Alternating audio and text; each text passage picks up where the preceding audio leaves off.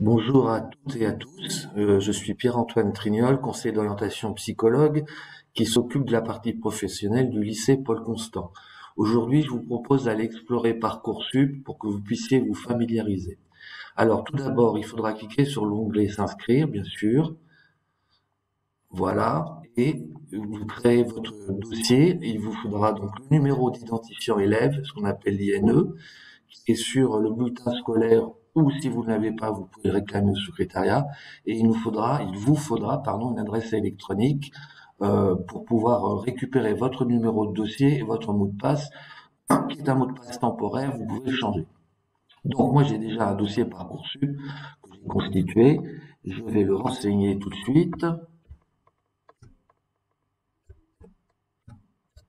Voilà, et le mot de passe.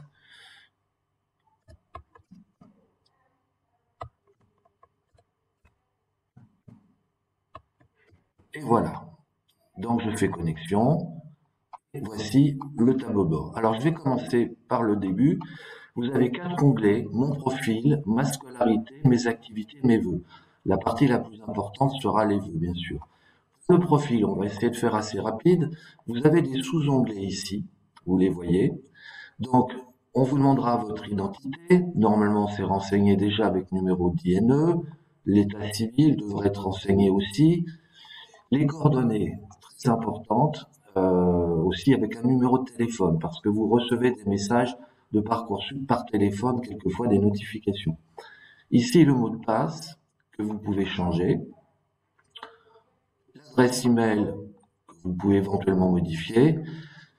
L'onglet les représentants, donc mettez bien les noms de vos parents, hein, père et mère, avec les numéros de téléphone, parce qu'il est possible que les parents reçoivent aussi des notifications. Et puis pour la partie bourse, alors il n'y a pas grand-chose.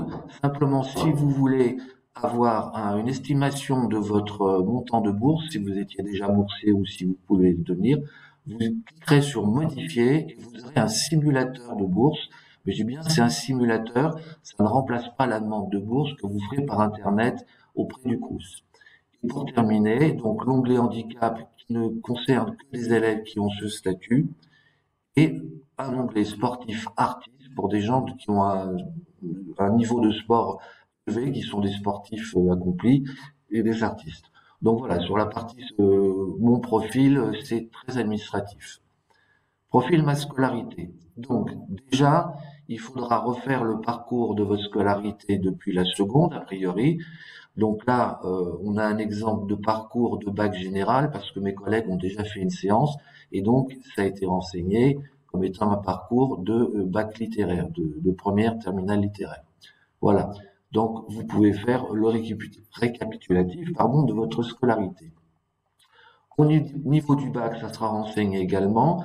Vous aurez votre bac pro qui sera notifié ici, a priori, et les bulletins scolaires. Alors les bulletins scolaires, rassurez-vous, ils seront renseignés par le lycée. Il y aura une bascule automatique des notes de première et de terminale. Ici c'est vide hein, puisque c'est un dossier de simulation, mais vous pourrez renseigner votre scolarité au niveau des notes.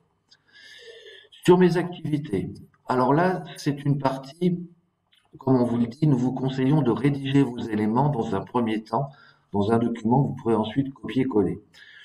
Les activités centres d'intérêt, c'est fait pour vous connaître en dehors de l'école. Ça a une importance parce que si vous allez vers une filière sélective comme un BTS, il se peut que pour départager des candidats, on regarde si dans les centres d'intérêt, il y a des activités qui sont plus en phase avec la section demandée. Donc, vous verrez que vous avez la possibilité de mentionner les expériences d'encadrement ou d'animation. C'est intéressant, par exemple, si vous avez le BAFA et que vous visez une école d'éducateurs, ça peut être intéressant.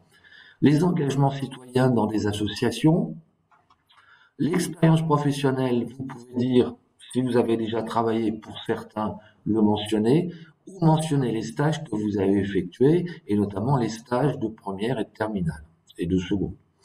Voilà. Et puis, si vous avez une pratique sportive et culturelle, c'est toujours intéressant.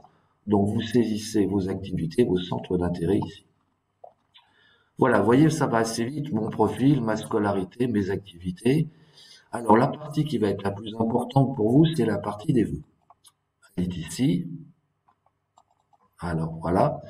Alors, tout d'abord, vous pouvez avoir des messages. Pour le moment, là, il n'y a pas de message.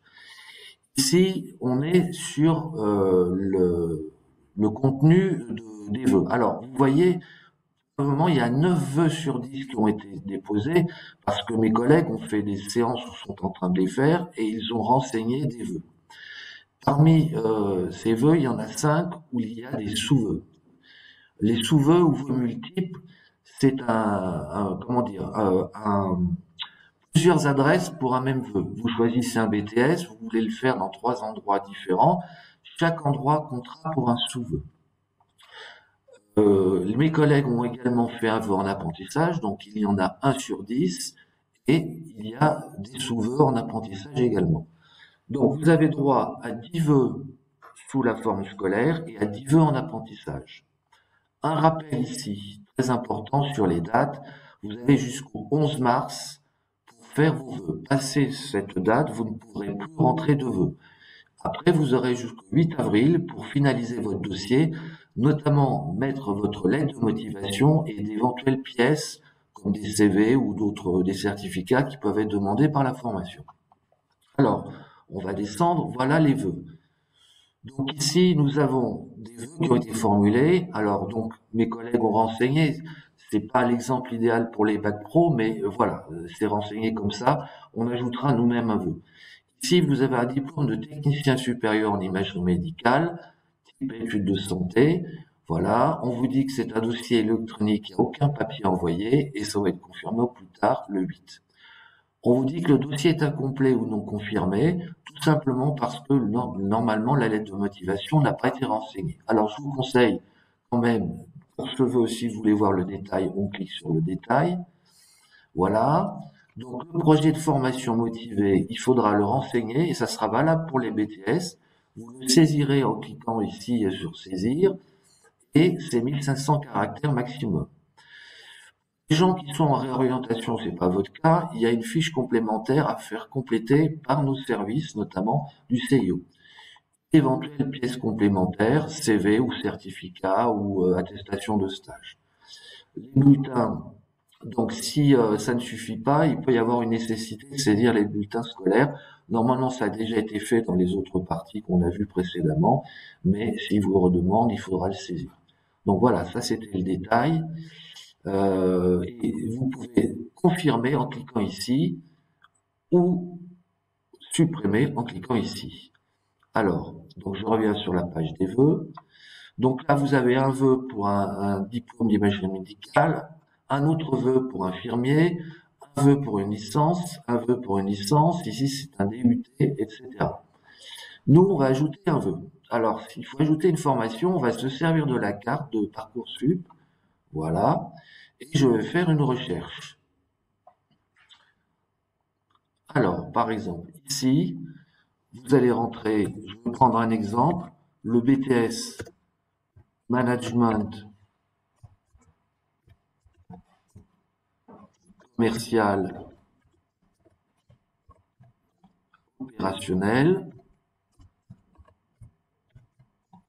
qui s'adresse plutôt au bac pro commerce, voire vente, et je les ai, vous voyez, qui s'affichent automatiquement ici. Voilà, donc j'ai même mis la région Auvergne, ça peut restreindre, voilà. Et donc vous voyez qu'automatiquement, les BTS s'affichent pour la région Auvergne. Alors déjà, première lecture de ce vœu. Vous voyez ici, vous avez des renseignements sur les taux d'accès. Il y a 35 places. On voit qu'il y a une priorisation, en tout cas pour les bacs professionnels, puisque vous avez 47% de bacs pro qui sont retenus dans cette section, 23% de bac techno et 30% de bac général. Donc c'est un BTS qui recrute avec pas mal de bacs pro. Très important, pardon, vous cliquez sur voir la fiche. Voilà, on vous dit que c'est une formation sélective, 35 places, 370 vœux formulés l'année dernière, etc. Alors, les journées portes ouvertes, bon, ça, on ne sait pas comment ça va se passer cette année. Et puis, il faut absolument lire tout ce qui concerne cette formation. Donc les enseignements généraux, professionnels, les 2 langues vivantes, l'adresse, à lire absolument les attendus nationaux, c'est-à-dire ce qu'on attend de vous dans cette formation. Voilà, on vous dit que c'est aussi un nombre de places priorisées pour les bacheliers pro. Critères généraux d'examen des vœux. Alors voilà, les notes, les compétences en acquis méthodologiques, savoir-faire, le savoir-être au niveau du comportement. Donc, alors, je reprends. Ici, c'est les notes des bulletins. Là, c'est la fameuse fiche à venir qui vous sera fournie où vous formulez votre vœu et il y aura un avis du conseil de classe qui sera important. Pour le comportement, l'appréciation des professeurs. Sur la motivation, la lettre de motivation que vous remplirez ultérieurement ou en direct. Et les engagements dans les centres d'intérêt. Ça peut être donc ce qu'on a vu tout à l'heure, de l'animation ou vos stages en milieu professionnel. Il y a une étude du dossier par la commission d'examen des vœux, voilà. Et puis il y a un pourcentage minimum de candidats, de bénéficiaires d'une bourse nationale de lycée à accueillir, voilà, avec un quota. Donc les débouchés, grande distribution, vendeurs, managers, etc. Les poursuites d'études, ça peut être en licence professionnelle. Des données nationales. Voilà, des adresses mail. Alors, vous pouvez ajouter à la liste de vœux. Vous cliquez d'abord, j'ai pris connaissance de toutes les informations et je l'ajoute à la liste de vœux. Voilà. Et mon BTS est ajouté. Alors, on vous dit, ça c'est la lettre de motivation, je souhaite saisir le projet de formation pour cette formation. Donc, soit maintenant, soit ultérieurement. On va mettre ultérieurement. Et puis, la fiche de suivi d'orientation ne vous concerne pas, vous enregistrez, et voilà. Alors, je reclique sur enregistrer, et normalement, à la fin de la liste, apparaît mon vœu, j'espère. Ah oui, mais c'est que oui, il est là, ici. Donc, vous voyez, il apparaît ici au milieu. Alors, on vous dit dossier incomplet ou non confirmé, c'est normal, puisque j'ai pas rempli ma lettre de motivation.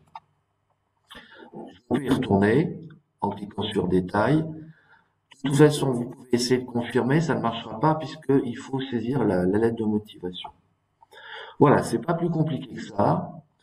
Bon, j'espère que j'ai été assez clair. Si vous avez des soucis, vous pouvez me solliciter ou solliciter les collègues au CIO Mont-Luçon, qui se trouvent au 11 rue Marcel Samba, numéro de téléphone 04 70 05 55 11.